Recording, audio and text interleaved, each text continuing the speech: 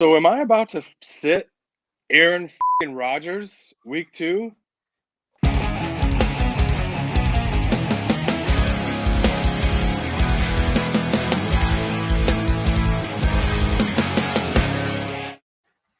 Welcome to Trust the Profits Week 2 Fantasy Football Rundown. I'm the Formula, joined by JM, Mr. Wolf. JM, how's it going, man? It's going very well. Thank you. Good to see you. Good to see you as well. How did Week 1 treat you? Honestly, I think this is every single game. There was something from every single game that really surprised me a lot. Yeah. Maybe with the exception of 9 and the Rams, everything he touches basically turns to gold. So, Including the number on his jersey. Exactly. Right. There was a lot of surprises for me that made a lot of people look kind of bad, but we hit on half our stuff, so we keep working at it. Let's jump into it. Let's talk about some overreactions. So a lot of crazy things happened in Week 1. Overreaction number 1. Let's start with Aaron Rodgers. Let me paint a picture for you here, okay? A man and a woman fall in love. They get married. They have the Hollywood life. One man is a QB. The woman is a Hollywood star. In their off season, he hosts Jeopardy. They start looking for houses in the West, right? He's actually working with his team on a trade or trying to force their hand on a trade. Doesn't even join training camp on time, I don't believe. Did I mention he's 37 years old? Overreaction number 1. Aaron Rodgers is on the decline right before our very eyes. He showed it in Week 1. What do you think, the Wolf? I mean, I didn't really see all of that game against the Saints, but again, I was just like, wow. But everything that you just pointed out has to have something to do with that performance, does it not? It's not really what we're used to seeing from A-Raj and the Pats. Right. Put it that way. Yeah, exactly. I mean, he's one of the all-time greats. He's up there with Brady. He's up there with Peyton Manning, right? We always talk about, there's always the debate of any season, who's better? Is it one of those three? The last 15 years, it's been all that. If we start looking at quarterbacks, let me point out the game too. It was at Saints, but on neutral ground. So they weren't even playing in the dome, right? They were outside in Florida somewhere, right? And I'm starting to think we've seen the last of 30 touchdown Aaron Rodgers seasons. Okay. So Eli Manning, he started dropping off around 36 years old when he had a 19 touchdown season.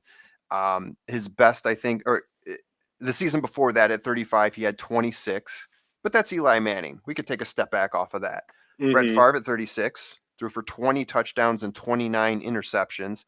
He had maybe one good 30 touchdown season after that with, 4 seasons of mixed garbage in between. Drew Brees, he just retired at 42.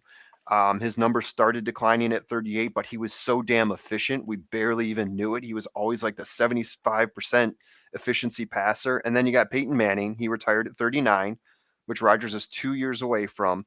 He threw 9 touchdowns in that season. Granted, the season before, he was 38 and he threw like 39 touchdowns, but the drop-off happened rapidly. So and I'm season MVP, wonder, right? Season MVP last year? Yeah. So I'm starting to wonder if this is the season Rodgers takes a dive just because of all that. He's got in his mind that he's halfway out of football, halfway in football. And I'm starting to think, there he goes, right off the edge of the cliff. Sorry, Aaron. Sorry. I mean, so honestly, what you're saying to some people sounds ridiculous. I'm sure. Especially when you look at the Week 2 matchup, Monday night at Lambeau against our beloved Lions, our lovable our lovable losers. You're making me bring this out, right? So it's been one episode since we mentioned them, so now I got to cross this out, make it a 0. Yeah, I'm gonna have to. We're working on it. Yeah, I'm gonna have to try and not do that. But I mean, just because Webb, I the other guy with Trusted Profits can't stand it. But who can really? I mean, at this point. So, yeah, I mean, overall, I think it's not a bad question. As crazy as it seems, we will definitely. I mean, I don't know. I'm not ready to sit him for Week 2 based on the matchup and again, like everything that happened in week one for the most part was just so crazy for me. And that's happened before. That happens Right. in a lot of years, but I was just kind of blown away by a few things. And that Packers Saints game was definitely one of them for sure. So, Right. so am I going to sit him? Not for week two, but if he doesn't play well, and if you know who gets a win up in Lambeau, then I think your question starts looking pretty realistic. I mean, That's right. The prophecy sees itself, right? Okay. Overreaction number 2. Jameis Winston and Matthew Stafford are now top 5 quarterbacks. Take them one at a time if you like. Oh, yeah. there's number 9. Heyo. Well, we're all fans of 9 here, as El Hombre said last week, and I think this is just a great fit for Stafford in LA.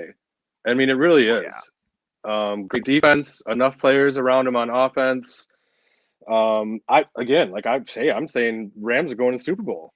Yeah. So I think he's going to have a great year if he stays healthy. Obviously, he's going to have a great year. I mean, Yeah.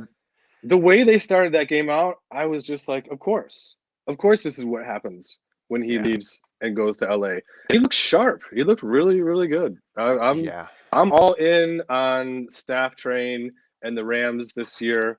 As far as Jameis Winston goes, that's kind of debatable. I was obviously really surprised by the outcome of that game. Right. Even more so of the fact that he threw for 5 touchdowns, but not one of his receivers had more than 3 catches. And Mhm.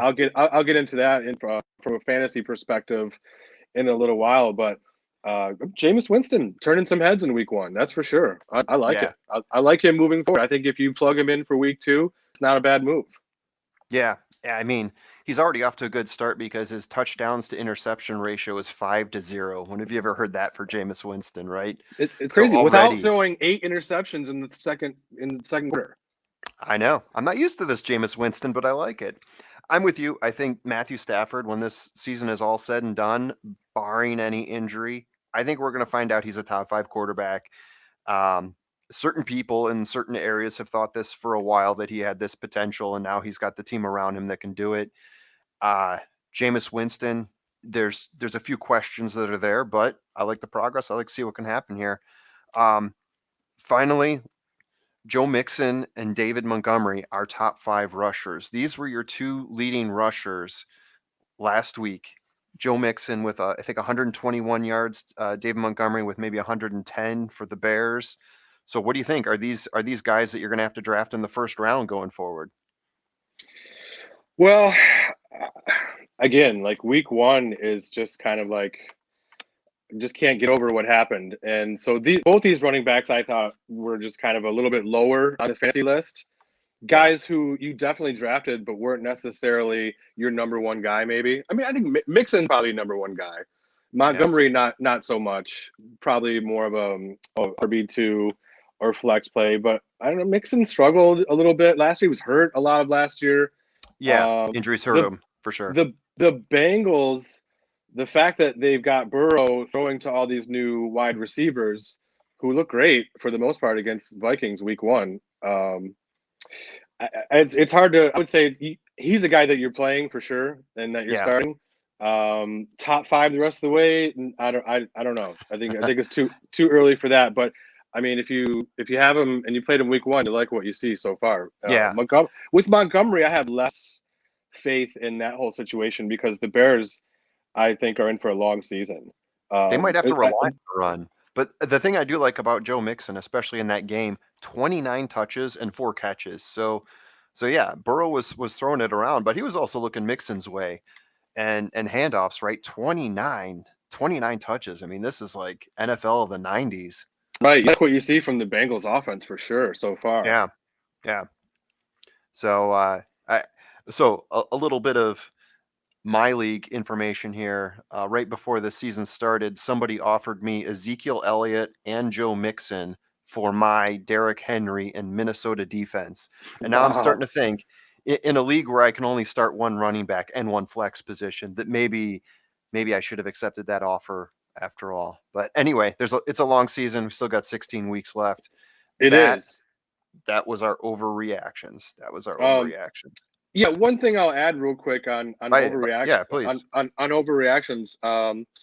From a fantasy perspective, and guys that I talked about last week on the list, I was also pretty blown away by the 49ers and in that game because, I mean, they blew them out for the most part. A lot of garbage time for the other team. I won't mention who they are. We don't know. But Brandon Ayuk was a guy who was really starting to look really good last year, especially towards the end of the season. Now the Niners were banged up last year, so we got probably a little extra time. But I drafted Ayuk in one of my leagues. And also Trey Sermon, the rookie running back, who I said, feel free to start along with Mostert. Mostert went out with an injury, nothing you can do there. But Sermon was a healthy scratch. So yeah, that was a weird one. I'm sitting here going, okay, Shanahan, Niners, what's really going on? Honestly, like we're gonna sit here and try and figure this thing out. And I mean, those two picks were not good. All right, but no, it was no way for anyone to know, really. So yeah. There's a lot of head scratching going on there. A lot of things that we didn't know about that got answered. We don't know what the long-term answers are, but that Niners team could be an enigma going forward here. For sure. So let's get on with sit and starts. We talked about two players already. Jameis Winston is one of them. Mm-hmm. Owned in 44% of Yahoo leagues and probably started in much less, but he did have 5 touchdowns. The Saints blew out the Packers. If you got Jameis Winston in your lineup above replacement player, do you sit him, start him? That is tough. It really is. I actually have no problem. I have no problem starting him. Saints look good. I mean, at Carolina, at Carolina, not exactly an imposing defense. I like it, actually. I really do, especially in maybe your daily fantasy leagues. Save a little cash. It's kind of a bargain. 44% in Yahoo leagues, though. That's actually pretty crazy. They've got to go up after throwing for 5 TDs, but it's Jameis Winston. You're just waiting for the interceptions to show up at some point, right? Yeah.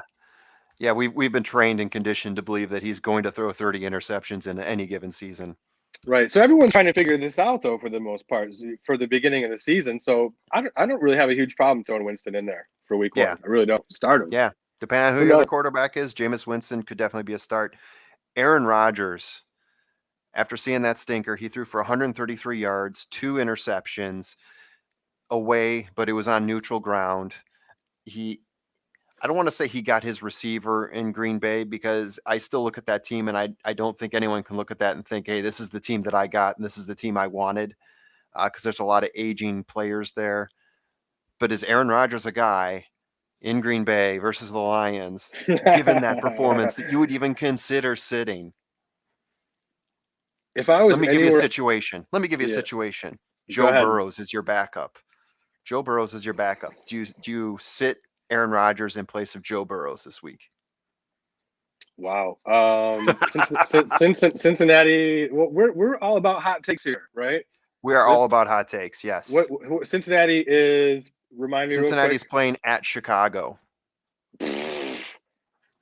It's not looking bad, my guy. It's not looking bad. But if I was in any other city, I might still be going with that. But since I'm here, and I've seen this movie 800 times already, I'm not sitting Aaron Rodgers against the Lions. Again, as we touched on a little bit earlier, if he struggles and they actually find a way to get a win up there, which I'm not expecting at all, then you're starting to look like a genius, my friend. Yeah. All right, so those were our quarterbacks. Now, how about some running backs? You want me to start with the shocker or the upstart? That's not a shocker. Yeah. I'll throw Saquon Barkley at you.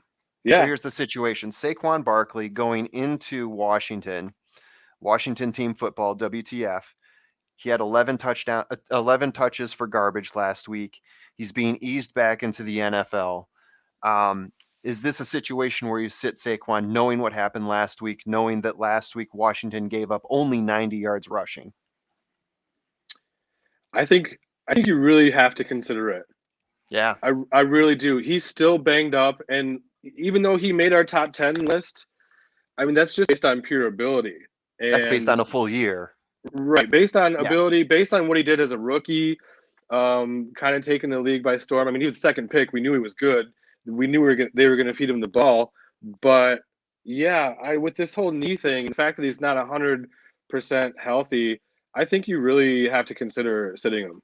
Yeah. I do. He did not have a good week one, and he wasn't expected to. But it's with a big name like that, and everyone took him relatively early in the draft, at least a high First second round, round pick, late top first round, 5. right? Yeah.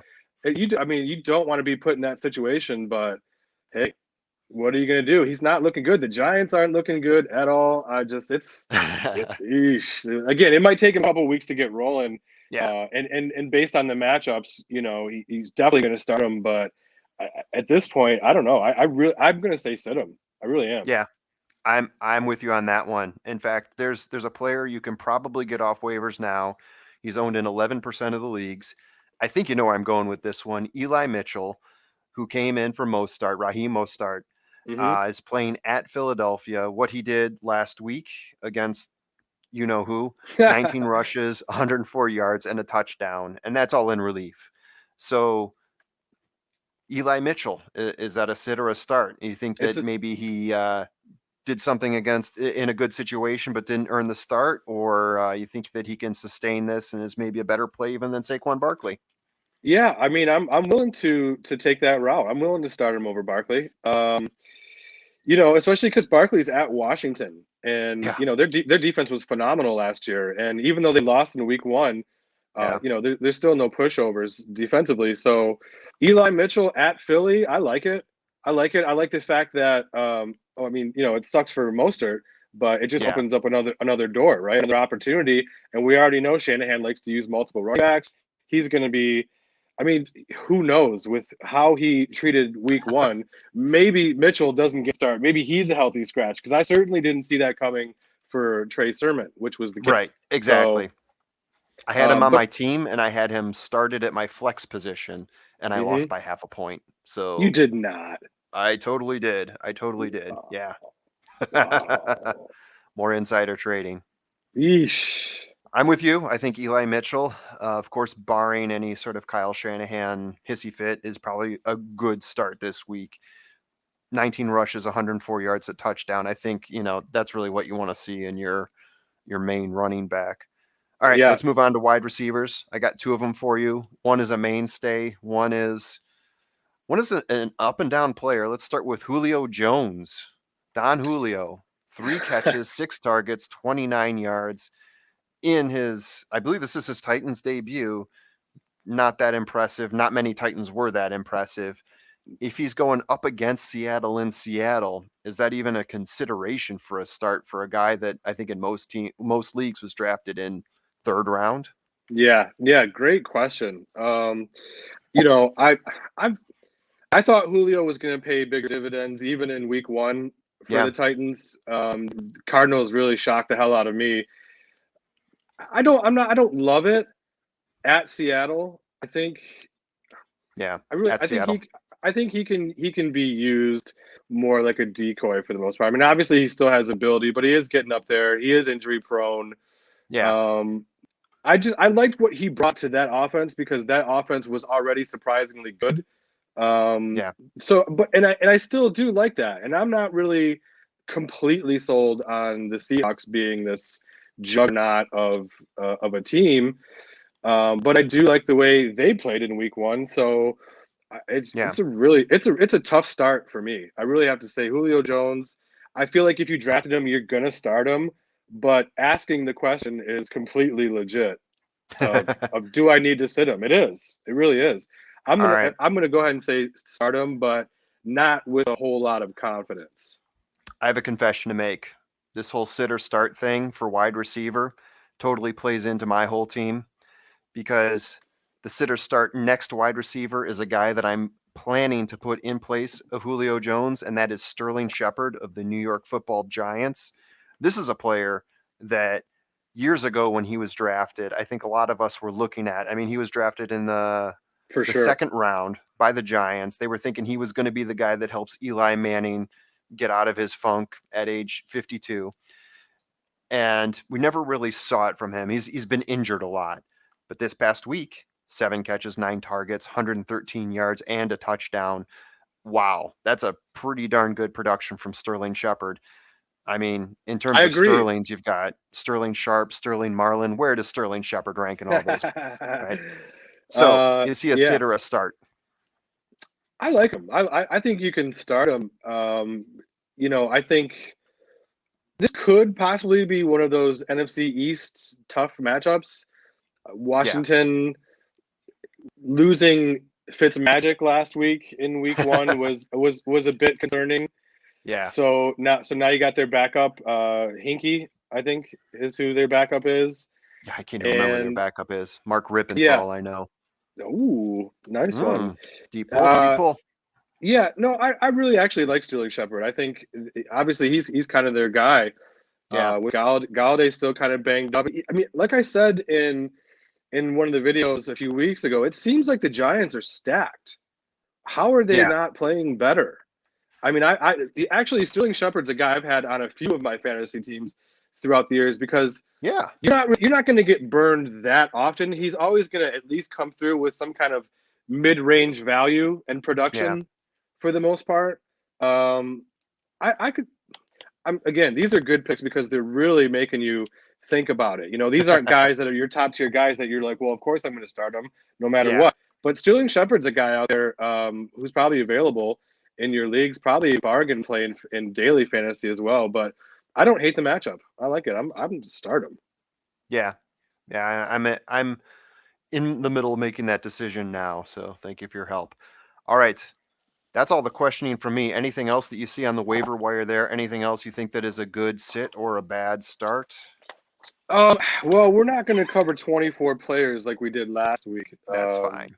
Just touch on a few if you'd like. Yeah, that's fine. I'm going to go ahead and start Deontay Johnson, Steelers wide receiver. They're playing the Raiders at home. It wasn't crazy game 1 for him, but he caught 5 passes for 36 yards and a TD. Against a respectable Bills defense, but he led all Steelers with 10 targets. That's what I'm looking at, and that's what I actually like moving forward. And I like all Steelers wide receivers in this matchup against the Raiders, even though I don't really love Roethlisberger, but they got a great receiving core over there. So so it's Deontay Johnson to start for me. And I'm going to kind of change up the sit option a tad because I'm going to give you not one, but 2 Saints wide receivers, which kind of goes against the Jameis Winston thing. But people will understand it because, again, so Winston threw 5 touchdowns, 100 and some yards, not many. And not one receiver had over 3 receptions. And I was expecting huge, big things from Marquez Callaway. And that didn't happen. He had one catch for 14 yards. So, again, a head scratcher, leaving me wonder what is going on here. So what's the plan there? Until we can figure out what the Saints is doing exactly, I mean, we know they're trying to get Kamara involved, but until we can kind of figure out what receiving options they have, I mean, Callaway, I'm going to sit, and I'm also going to sit Deontay Harris, their other wide receiver. He had a nice catch and a touchdown last week, but again, I have no idea what the plan is with these wide receivers in New Orleans with their top 2 guys injured and out for a little while. So I'm also going to add real quick the Kansas City Chiefs wide receiver situation. I'm going to sit their number 2 wide receivers because it's totally a one-man show over there. And I mean, most people are like, okay, wow, great. That takes a genius to figure that out.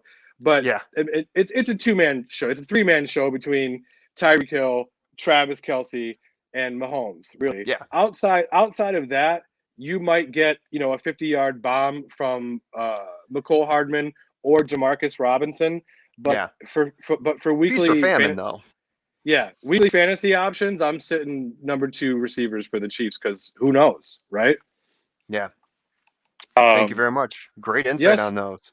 Thank you. So real quick, also just based on what I saw in week 1, I really like what I saw from Teddy Bridgewater and the Broncos. Yeah. They were playing at New York Giants. Again, not mistaking them for the 85 Bears or anything, but I thought Bridgewater looked really sharp, really quick, really decisive, accurate. I like what they were doing. I like Denver's receivers, even though Judy got banged up and he's out for a little while. But I like Bridgewater moving forward, actually. And I'm gonna start Bridgewater, and I'm gonna sit Vikings QB Kirk Cousins at Arizona. I don't really have a lot of stats to throw at you on that, but what I will say is Arizona made. There you go. Well, there's Kirk Cousins right now. Hey, there he is. Someone send him a life preserver. Arizona Cardinals defense really shocked me based on week 1 and what they did to the Titans. So I feel like they're possibly going to do something similar to the Vikings in week 2. Agree. Don't love Cousins. I'm sitting Cousins. No, Cousins under pressure always leads to bad things, and they didn't look all that great at home versus Cincinnati in a game that I predicted Cincinnati would upset. So let me just throw that out there for myself. Yeah. Prognosticator. The only one I missed that week was the Tennessee Arizona game. Other than that, 5 for 6 in the parlay. Not bad.